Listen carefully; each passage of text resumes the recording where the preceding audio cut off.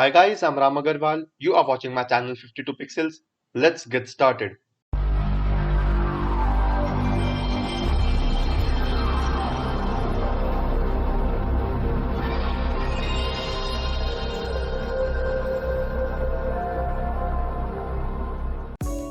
Hi guys, so this is where we left off in the previous tutorial where we just learned how to make objects 3D and work with the 3D workspace.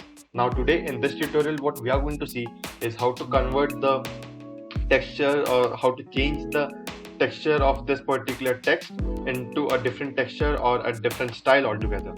So for that what I'm going to do is this. So suppose this is just a plain white text with not much details. What happens is that it just has all the shadows and some light effects but nothing more than that.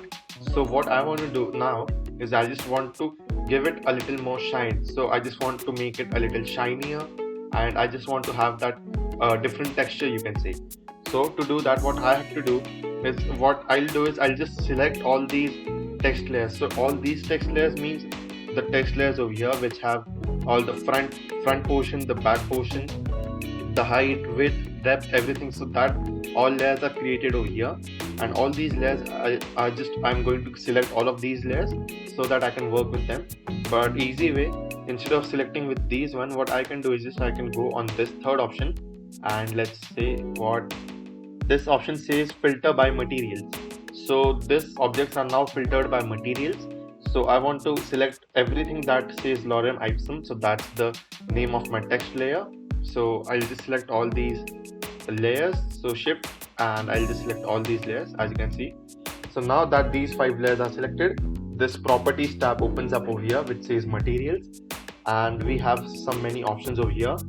So currently I guess, let's see, currently it's on this default mode, I guess fabric cotton, that's what it is. But I want to make it a little more shinier, so I can choose from all these textures over here.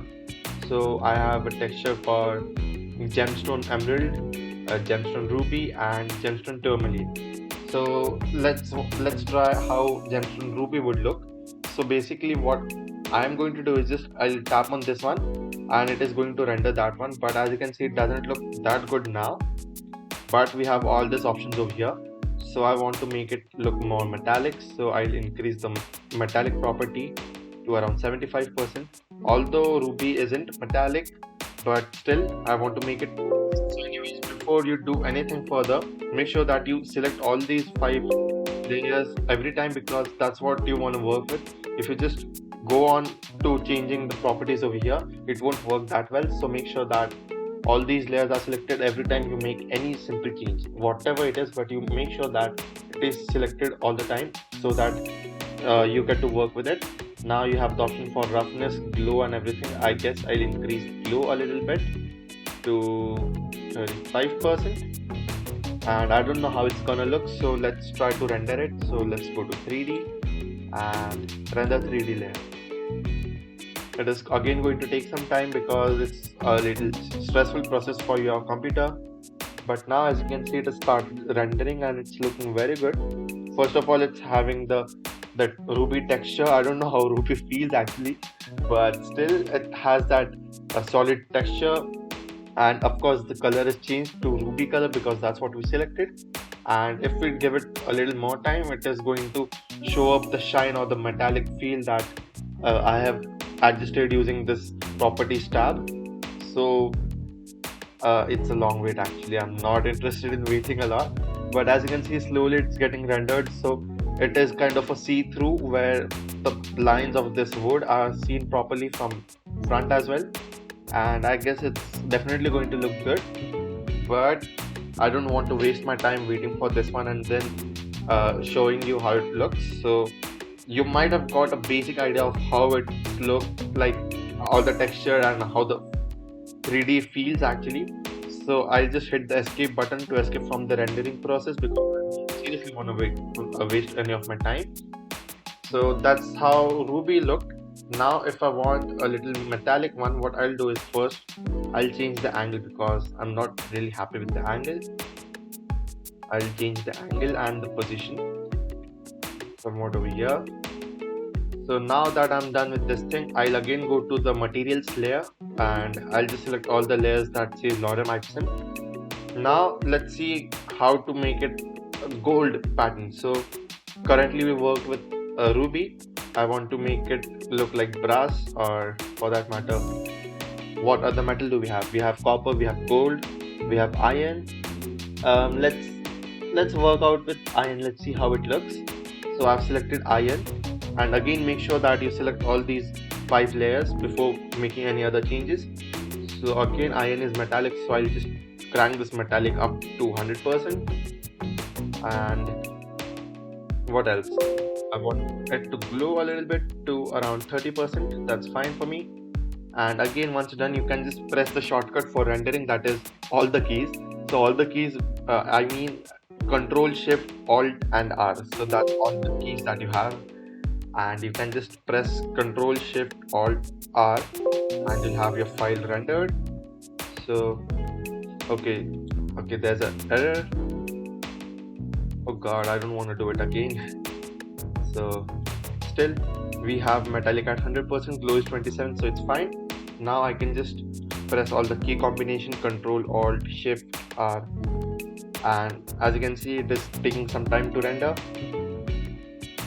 Again, it's going to take a lot of time, so we are not going to wait. We are just going to see a glimpse of how it looks, and once we are satisfied with what it is, I can just hit the escape key and return back to the normal workspace.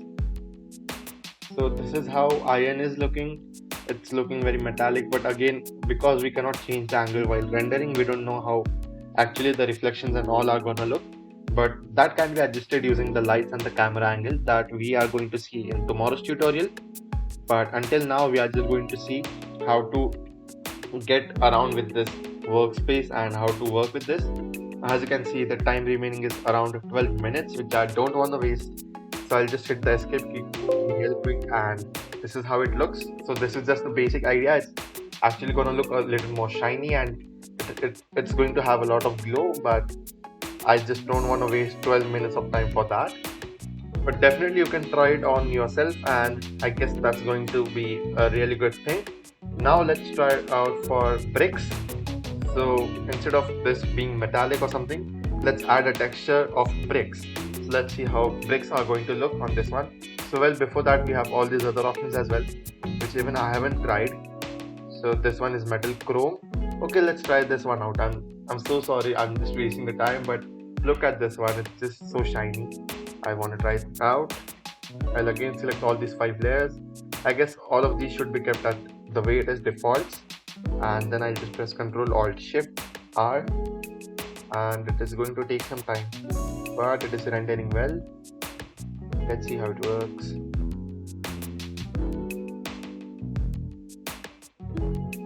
So that's the glossy feel that I wanted, and I finally got it in Chrome. I didn't even try it out for the first time. So this is what the first time I'm trying out, and it definitely looks cool. I don't know, it's going to take a lot of time because of that glow, I guess, but definitely I'll wait for a few minutes. Let's see how it renders out. I'll just speed it up. You don't have to wait, you guys.